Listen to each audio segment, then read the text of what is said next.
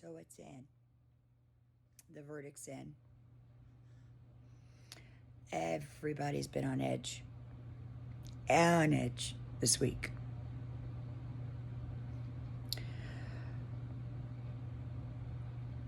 I have already had 4 people in the past 20 minutes call me to ask me about my opinions on this verdict. So I'm just going to come out live and say it on a video. That way I can get it out there.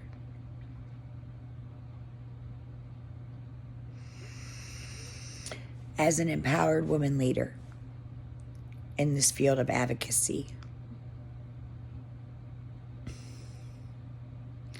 this was a horrible, horrible thing to go through and to watch and to see.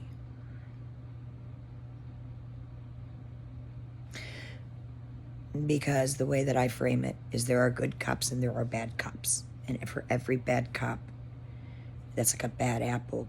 And it makes it very hard for our good cops to do their job. And there are a lot of good cops out there, but even our good cops need some more training. And they are trying to do that, but this retraining takes time. Just like all other retraining in life takes time.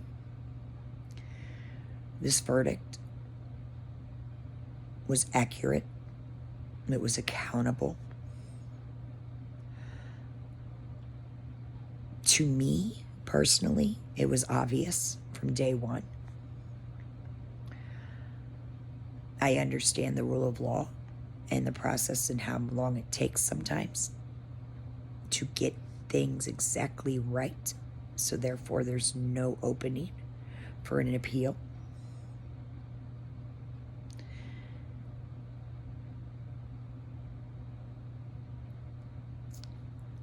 I hope we take this time to celebrate this victory for all people, especially Black people who have been fighting for so long, especially for police reformation.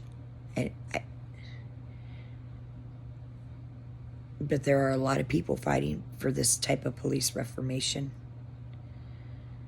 And there are other forms of police reformation that need to be done, but this is not what that is about for today. Today, it's about the right to assemble, the right to just all kinds of things that are being tacked on to the death of George Floyd. So we celebrate this victory today, but we do not destroy our country over it. We do not fight our police over it. We do not consider them to be bad guys over it.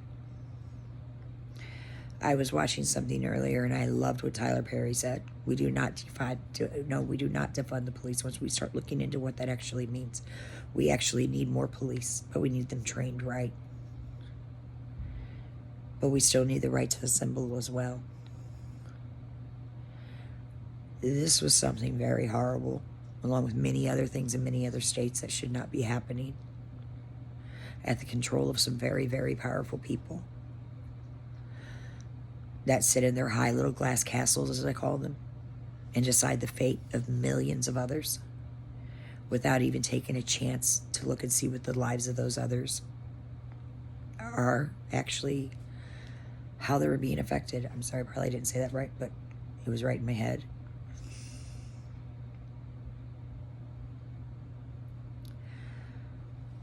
These traumas, these socioeconomic and these generational traumas, these equitable challenges that are going on right now have been going on for years and years.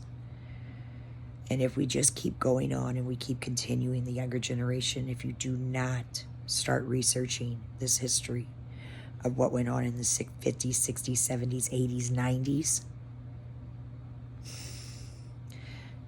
with the digital age being as it is today, these records will be deleted. These records will be lost, and you will never know what happened.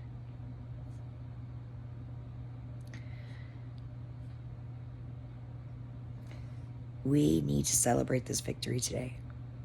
We need to honor his memory. And then we need to move on. And we need to keep fighting. And we need to keep advocating social justice, equitable justice, policy reformation, having our survivor leaders out there in the forefront working between politicians, legislations, law enforcement, healthcare workers. This will never change if we do not continue this fight that we started 6 years ago. I've stayed in the background.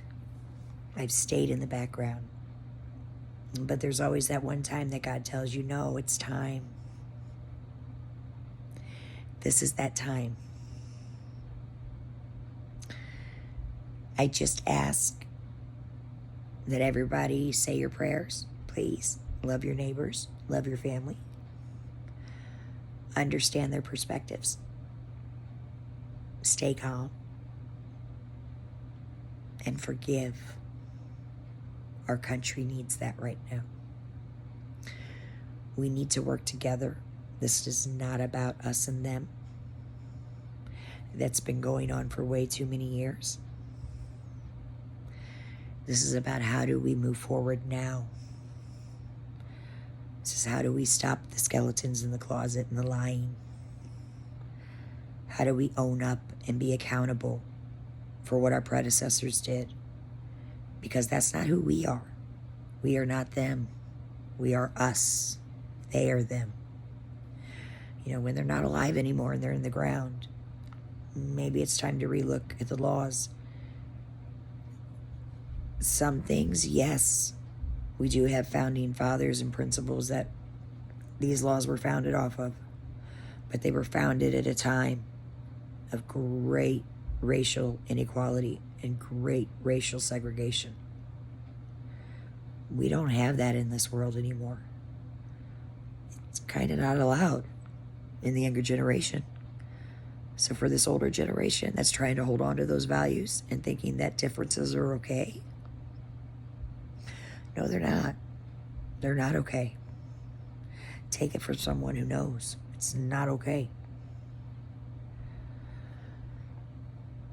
As a woman who's been beaten down her entire life and can actually empathize with the black leaders in the civil rights movement, not saying I'm like a black woman, I'm not.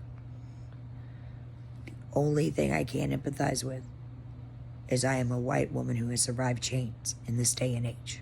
That I can claim.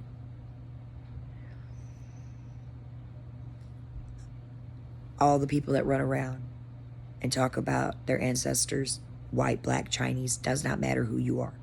Talk about their ancestors surviving chains 4, 5, 6, 2, doesn't matter, 100 years ago. Okay,